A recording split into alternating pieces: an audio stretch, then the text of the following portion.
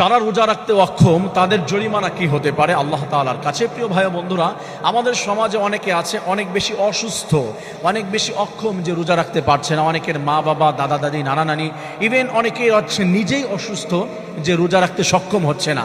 আল্লাহ তাআলা বলছে, বান্দারে লা ইউকাল্লিফুল্লাহু নাফসান ইল্লা মা আতাহা, তোমার সাধ্যের বাহিরে কোনো বিধান তোমার উপরে আমি আল্লাহ তাআলা চাপিয়ে দিই না। আপনার যদি রোজা রাখতে অক্ষম হয়ে যান তাহলে কষ্ট করতে হবে না। আল্লাহ তাআলা সুযোগ দিয়েছে, তুমি রোজা রাখবে না, তুমি কাউন্ট করে রাখবে। সেটা কি করবে, জরিমানাটা কি হবে, আল্লাহ তাআলা জানিয়ে দিয়েছে। আল্লাহ তাআলা বলছেন, আইয়ামান মা'দুদাত ফামান কানা মিনকুম মারিদান আও আলা সাফারিন ফাইদ্দাতুম মিন আইয়ামিন উখর ওয়া আলাল্লাযীনা ইউতীকুনাহু ফিদিয়াতুন তুআমু মিসকিন ফামান তাতাওয়া খায়রান ফাহুয়া খায়রুল লাহ।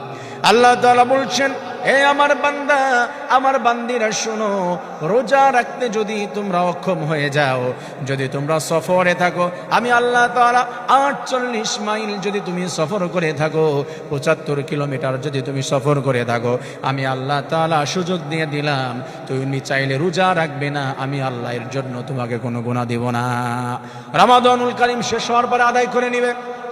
আল্লাহ বলেছে, তুমি যদি মারিদান, তুমি যদি অসুস্থ হয়ে যাও, মেডিকেলের বোর্ড যদি বলে আপনার রোজা রাখলে অনেক বিপদ হয়ে যেতে পারে, ঔষধ খেতে হবে বা আপনার রোজা রাখা যাবে না, কোনো বিরুদ্ধা লোককে আল্লাহ তাআলা যে কোনোভাবে অসুস্থ হলে যদি রোজা রাখতে না পারেন, রব্বুল আলামিন বলেছে, বান্দা তাহলে তোমার রোজা রাখতে হবে না, সুযোগ দিয়ে দিলাম, তুমি আল্লাহ তাআলার জন্য মিসকিনদেরকে ফিদিয়া দিয়ে দাও।